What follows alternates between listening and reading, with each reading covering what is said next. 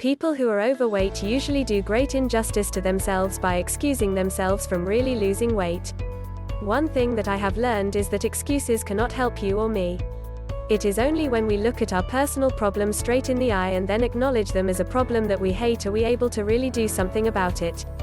Many people will convince themselves that their weight is not too bad or perhaps blame everything from genes to heredity and thus blind themselves of the need to lose those unwanted pounds. In this article, one will attempt to lay down some of the excuses that people give to stay overweight and perhaps make comments as to why there is the need to be truthful about our weight situation and then zoom down on it to obliterate it from our lives.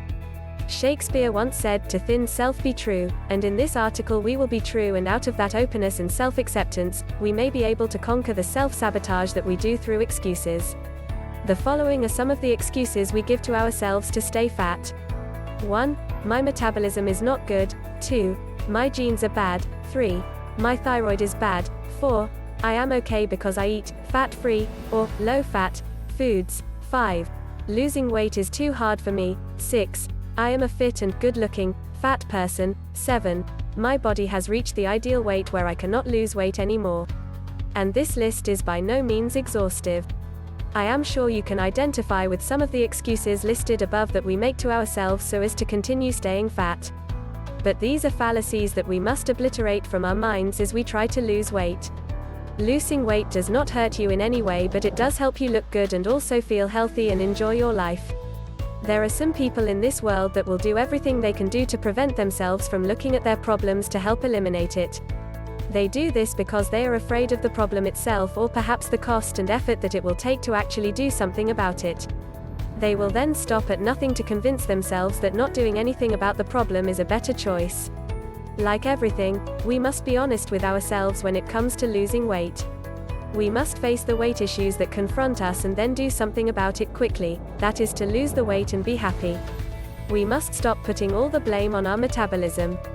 It has nothing to do with it, but rather it has everything to do with the quality and quantity of foods that we eat. A lot of people who are overweight are like that because they eat junk foods and also eat too much of them.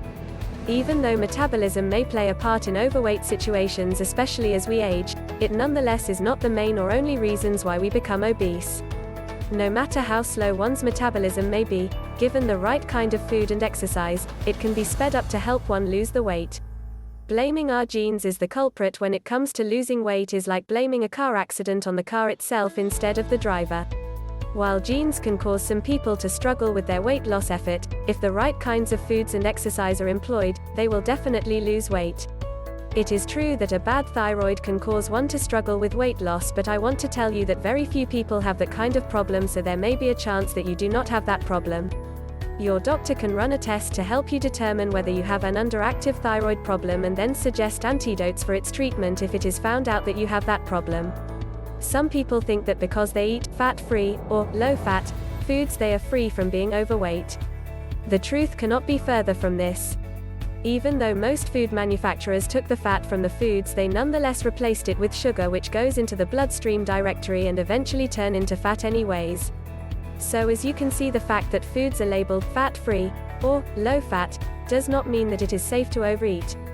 The problem is not how much fat is in the food, but the problem is our behavior towards food.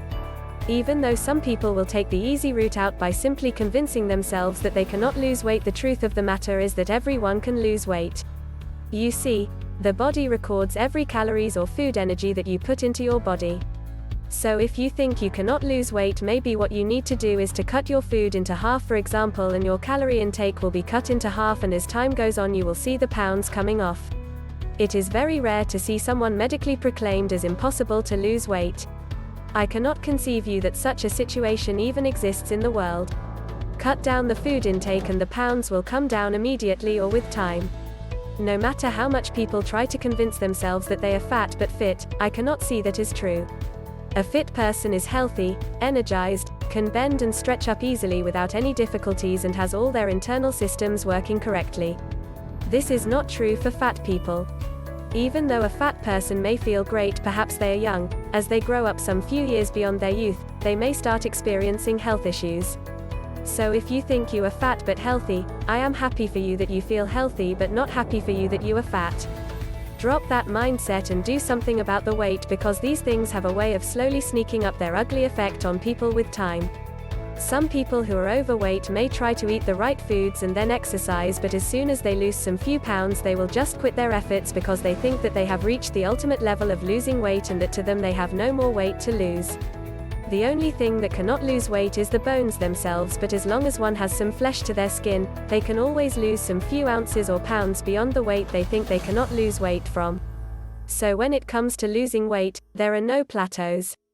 The purpose of this article has been to help people see the harm they are doing to themselves with all these excuses not to lose weight, so that as they come to the understanding about these things they may decide to do something about their weight. I have found the need to write this article because I have been there and understand the need to lose weight much so than ever before. So that losing weight to maintain good health must be top on the agenda of our lives. My dear friend, do not allow yourself or anyone to tell you that your weight problem is beyond fixing. You can lose that weight even today.